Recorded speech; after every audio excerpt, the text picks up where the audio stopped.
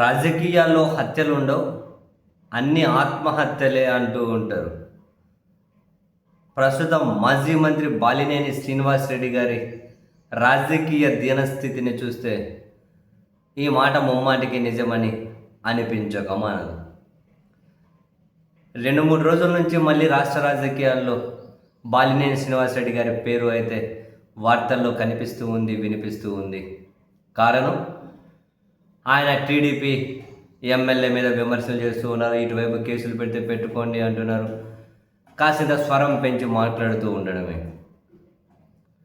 And తను ప్రకాశం జిల్లాలో ప్రస్తుతం కనీస గౌరవం కోసం పాకులాడుతూ ఉండడం, 5 సార్లు ఎమ్మెల్యేగా ఉమ్మడి జిల్లాలో చక్రం తిప్పినటువంటి నేతగా, ఒక మాజీ మంత్రిగా ఇప్పుడు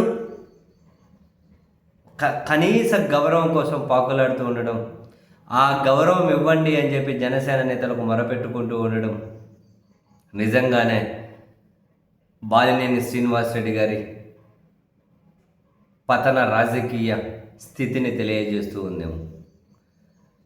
తాజాగా సభ్యత్వ నమోదు కార్యక్రమం చేపడుతూ ఉంటే ఆ ఇన్ఛార్జ్ అట ప్రకాశం జిల్లా కొనతాల రామకృష్ణ గారు తాను వస్తే బాలినేని శ్రీనివాసరెడ్డి గారిని కలిస్తే బాలినేని గారు మొరపెట్టుకున్నారట. జిల్లా అధ్యక్షుడు రియాజ్ నన్ను అసలు పట్టించుకోవడం లేదు, ఏ కార్యక్రమానికి పిలవడం లేదు, మొత్తం తెలుగుదేశం పార్టీ ఎమ్మెల్యేతోనే రాసుకు పూసుకు తిరుగుతున్నారు, వాళ్ళిద్దరూ ఒక జట్టు కట్టారు, ఇక్కడ జనసేన కోసం పనిచేస్తాము అంటే కనీసం ఏ కార్యక్రమానికి పిలవడం లేదు, కనీసం పట్టించుకోవడం లేదు, ఇలాగైతే పార్టీలు ఎలా పనిచేయాలి ఏంటి అని చెప్పి అసలు ఇక్కడ జనసేన పార్టీని తెలుగుదేశం పార్టీకి బి టీమ్గా మార్చేశారు అని బాలినేని శ్రీనివాసరెడ్డి గారు కొనతాల రామకృష్ణ గారికి ఫిర్యాదు చేశారు అని వార్తలు చూస్తే నిజంగా నవ్వొచ్చింది. బాలినేని శ్రీనివాసరెడ్డి గారి అమాయకత్వాన్ని చూసి జాలేసింది. ఒక ఒంగోలులోనేనా తెలుగుదేశం పార్టీకి జనసేన పార్టీ బి టీమ్గా ఉండేది? అసలు ఓవరాల్గా జనసేన పార్టీ అధ్యక్షుడే తెలుగుదేశం పార్టీ బి టీమ్గా బట్ డైరెక్ట్గానే వ్యవహరిస్తూ ఉంటారు. ఇప్పుడు జనసేన పార్టీ అధ్యక్షుడిని ఏమైనా కనుక ఒక స్వతంత్ర భావాలు ఉన్న రాజకీయ నాయకుడుగానో, స్వతంత్ర ఎజెండా ఉన్న రాజకీయ నాయకుడుగానో ఎవరైనా భావిస్తారా? బేసిక్గా చంద్రబాబు నాయుడు గారికి బి టీం నాయకుడనే కదా అంటారు. ఆ పార్టీ కూడా అంతే కదా.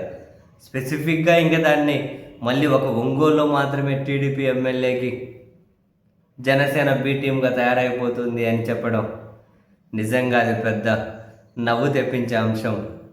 బాలినేని శ్రీనివాసరెడ్డి గారు పాపం చాలా అమాయకంగా ఫిర్యాదు చేసినట్టున్నారు అనిపించింది. ఇప్పుడు అల్టిమేట్గా బాలినేని శ్రీనివాసరెడ్డి గారు కనీస గౌరవం కావాలి, జనసేన కార్యక్రమాలకు పిలవాలి, పిలిచి ఒక చేరేసి కూర్చోబెట్టాలి, అంతే. దానికోసం వెంపర్లాడుతూ ఉన్నారు. ఇంకా అది కూడా దక్కకపోతే బహుశా ఆ పార్టీ నుంచి బయటకు వచ్చేస్తారేమో. బయటకు వచ్చేటప్పుడు ఏం చేయాలి? మళ్ళీ వైసీపీలోకి రావాలా? ఆ చర్చ కూడా స్టార్ట్ అయినట్లుంది. వాళ్ళు మళ్ళీ వైసీపీలో కనుక వస్తే ఇక్కడ రెస్పాన్స్ ఎట్లుంటుంది, ఇక్కడ క్యాడర్ ఎట్లా స్పందిస్తారు, జిల్లా వైసీపీ నేతలు ఎట్లా స్పందిస్తారు, ఓవరాల్గా వైసీపీ మీద ఇది ఎలాంటి ఇంపాక్ట్ చూపెడుతుంది? ఇప్పుడిప్పుడే అక్కడ జిల్లాలో పాజిటివ్ వైబ్స్ని సంపాదించుకుంటున్న వైసీపీ మళ్ళీ ఈయన కానీ తీసుకుంటే మళ్ళీ నెగిటివ్ వైబ్స్లోకి వెళ్తుందా? మళ్ళీ వైసీపీ నాయకుల మధ్య కానీ వివాదాలకు, విభేదాలకు కారణమవుతుంది. ఇది మళ్ళీ చాలా పెద్ద ప్రశ్నలు. ఫస్ట్ ఈయన జనసేనలోనే ఒక ఉనికి కోసం ప్రయత్నాలు చేస్తూ ఉన్నారు కాబట్టి అక్కడి వరకే ఈ చర్చను పరిమితం చేసినా కూడా కనీసం చిన్న స్థాయి నాయకుల దగ్గర కూడా కనీస గౌరవాన్ని కూడా పొందలేక నానా అవస్థలు పడుతున్న బాలినేని శ్రీనివాసరెడ్డి గారిని చూస్తే రాజకీయాల్లో నిజంగానే ఆత్మహత్యలు ఉంటాయి, హత్యలు అనేటివి అస్సలు ఉండవని చెప్పక తప్పదేమో. ఈయన వైసీపీలోనే ఉండింటే ఏదో అదే అలగడము, అదే అలుగుతూ ముందుకెళ్ళడము, ఏదో నెట్టుకొని వచ్చేస్తూ ఉంటే ఆ గౌరవం అన్నా ఉండేది కదా. మహా అంటే కేసులు పెడతారు, అది ఇది ఇప్పుడు అంటున్నారు కదా, కేసులు పెడితే పెట్టుకొని నేనేం తప్పు చేయాలని, నేను ఎవరికి భయపడనని. అటువంటిప్పుడు అదేందో వైసీపీలోనే ఉండింటే అప్పుడు ఈ గౌరవం కోసం వెంపర్లాడే పని ఉండేది కాదు కదా. ఏమో, మొత్తం మీద ఆయన రాజకీయం ప్రకాశం జిల్లాలో నెక్స్ట్ ఎలాంటి టర్న్ తీసుకోబోతుందో చూడాలి.